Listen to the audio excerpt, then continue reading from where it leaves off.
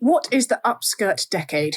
Oh, okay. So the upskirt decade is very roughly not a decade, first of all, which is a bad name on that count.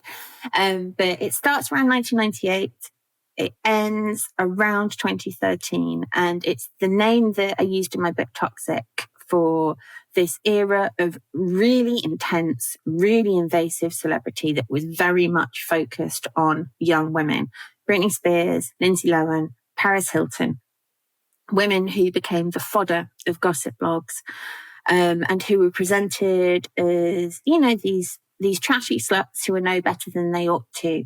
And the reason I found this, the idea of the upskirt photo, which is basically the sort of, shamefully and awfully, like the signal media product of this time, is because so upskirt photos were often published on websites and in magazines, and they were supposed to show how, dreadful and awful and attention-seeking these women, in fact, were.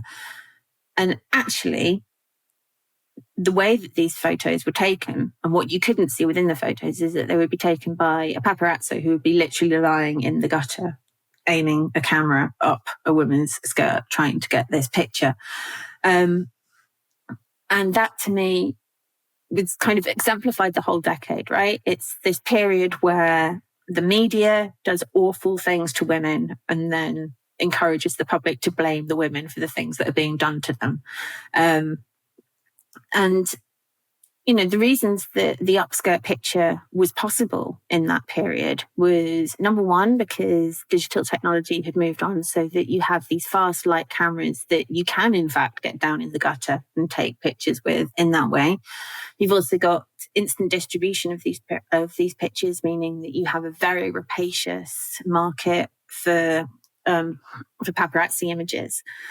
And they can then be distributed via blogs and websites, which, because the legal environment had in no way caught up to the privacy concerns that the internet created, were really unconstrained in terms of what they were publishing and what, stuff that we would now correctly call revenge porn was being published on pretty mainstream outlets, places that paid their taxes and, had actual employment packages for staff were publishing these pictures.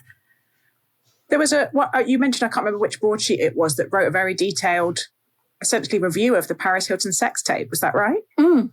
Yeah, New York Magazine, which is, now very liberal, very progressive in terms of everything that entails outlets. When the Paris Hilton sex tape, which she did not consent to being released, she fought its release in every possible way. But it was leaked onto the internet. And New York Magazine live blogged themselves basically having a watch party of it, which is gross. It's so gross, and it's so hard to reconcile now. This is basically people who are sitting around a computer watching porn at the office, which you're a bit like, was that okay? But actually it was relatively normalized, and there was not a very strong sense of this division between, or of how we should manage the collapse of the division between public and private that the internet had created. Because, if you watched someone sitting at the desk next to you reading a pornography magazine, I think you would have been, you would have felt few questions about saying, well, that's not okay. You take your copy of Hustler away from the office. You don't do that. That's for your living room. That's not for here. But the fact that the internet meant these things were suddenly, these worlds suddenly collided, and it made it very, the boundaries between these worlds collapsed. And because privacy is a really gendered concept, one of the things I realized while I was writing Toxic is just how much privacy law is built around this idea of the default male. And the ways in which privacy affects women differently were not accounted for at all. So there was a case of upskirting against, I believe, I think it was a 16-year-old girl who was the victim of this upskirting. It happened in a branch of Target in America. And she was wearing a skirt. And the guy who did it was stopped by the store security. He confessed what he'd done. He said he'd seen a documentary about upskirting and decided to go and try it himself. Oh my God. Goes to court and eventually kind of proceeds through the court system, and it is finally thrown out by an appeal judge. And the appeal judge's conclusion is that this girl was in a public space, and because it was in a public space, she could not have had a reasonable expectation of privacy. And it's that idea, the reasonable expectation of privacy, and this idea that if you're in public, it doesn't extend to, your crotch. Inside your clothes because you're in public.